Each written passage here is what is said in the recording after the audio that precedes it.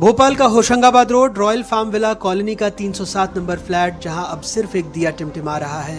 कभी यहां हंसी की आवाजें गूंजती थी, पर अब हर चीज जैसे चुप है, गुमसुम है। ऋषिराज भटनागर उम्र 51 साल, पत्नी पारुल और 2 बेटों के साथ एक आम जिंदगी जी रहे थे, जिसमें संघर्ष था, उम्मीदें थीं और पिता होने का बोझ भी। सोमवार रात की आंधी आई और अपने साथ बिजली ले गई। रात के 10 बजे होंगे। पिता ने अपने 8 साल के बेटे देवांश से कहा, जा बेटा ऊपर घर चला जा। देवांश लिफ्ट में चढ़ा ही था कि बिजली ने दम तोड़ दिया। लिफ्ट अटक गई और बच्चा अंदर फंस गया। पापा पापा, देवांश की आवाज लिफ्ट की दरारों से बाहर निकली और एक पिता के दिल को सीधा चीरती चली गई। ऋषिराज भागे, सीढ़ियां चढ़े उतरे, फिर जनरेटर तक पहुंचे। हाथ कांप रहे थे, सांसें तेज थीं और दिल शायद इस तेज रफ्तार को झेल न सका। 3 मिनट बाद लिफ्ट खुली। देवांश बाहर आ गया, लेकिन उसके पिता जमीन पर गिर चुके थे।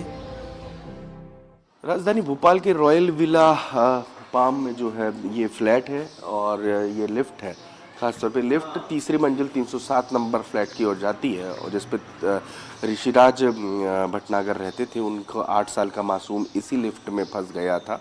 लाइट गोल हो गई थी आंधी तूफान के बीच राजधानी भोपाल में, और उसी को बचाने के लिए उसके पिता जो थे वो सामने जनरेटर चालू करने के लिए भागे थे और सीढ़ी उतरते हुए वो भागे हैं वहाँ पर।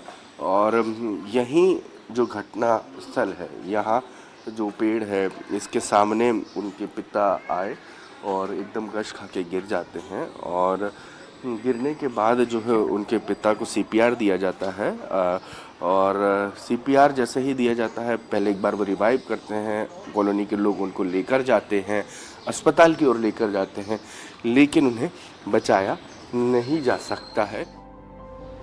इत्तेफाक देखिए, उसी सुबह पारुल ने वट सावित्री के व्रत में अपने पति की लंबी उम्र की दुआ मांगी थी। किसे पता था कि शाम तक उनकी दुनिया उजड़ जाएगी।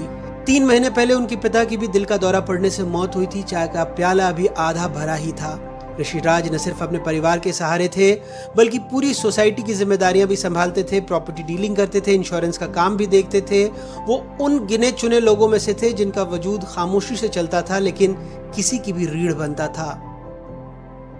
3rd फ्लोर से लेकर 3rd फ्लोर पे उनका घर था, तो 3rd फ्लोर से सीढ़ियों से आए, लिफ्ट तक, जनरेटर तक गए उस समय, और सडन कार्डियक अरेस्ट हुए और फिर उनका सीपीआर किया, पैनिक अटैक आया।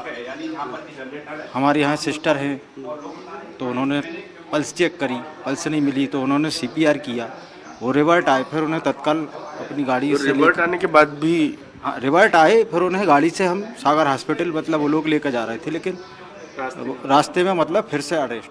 अचानक पावर गया तो लिफ्ट बंद हो जाती है, लेकिन हमारे यहाँ बैकअप सिस्टम है, डीजी बैकअप सिस्टम, जो थोड़े टाइम में स्टार्ट हो जाता है। उस दिन अनफॉर्चुनेटली थोड़ा उसमें टाइम लग गया, तो ऋषि भाई वही देखने के लिए गए।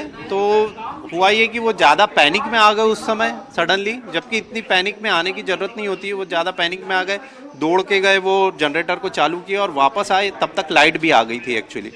बट इस उसमें उनकी एक्चुअली हार्ट कार्डियक अरेस्ट हुआ और उनकी अनफॉर्चुनेटली डेथ हो गई। जितनी तेज थी वो आंधी, उतनी ही ढीली थी सोसाइटी की तकनीकी व्यवस्था। जनरेटर ने वक्त पर साथ नहीं दिया। पिता भागते रहे एक मशीन के भरोसे, और उसी मशीन ने धोखा दे दिया। अपने बच्चे को घर जाने के लिए उन्होंने बोला था, जो लिफ्ट से जा रहा था, तभी अचानक लाइट चली गई थी, तो वो घबरा गए थे लाइट जाने के बाद, अंधेरा होने के कारण, कि बच्चा लिफ्ट में फंस ना गया हो। इस घबराहट के कारण, वो पैनिक होने के कारण उनको कुछ दौरा जैसा कोई चीज़ पड़ा था, जिसके कारण वो मूर्छित हो गए थे। सभी चीज़ को जांच में लिया जाएगा कि उसमें ऑटो सिस्टम रहता है या मैनुअली स्टार्ट करना रहता है, और क्या कारण रहा, इन सब चीज़ को दृष्टिगत रखते हुए जांच की जा रही है। सोसाइटी के लोग अब चुप हैं, तकनीकी खामी की बात को टाल रहे हैं, कह रहे हैं पैनिक नहीं करना था। लेकिन क्या कोई पिता अपने बच्चे की चीख सुनकर पैनिक नहीं करेगा? क्या मशीनें इंसानी जज्बात समझती हैं? 3 मिनट, बस 3 मिनट में एक घर उजड़ गया। कभी देवांश अपने पापा को कहता होगा, लिफ्ट में डर लगता है। अब लिफ्ट की वो रात जिंदगी भर का डर बन चुकी है। भोपाल से अजय शर्मा की रिपोर्ट, एनडीटीवी।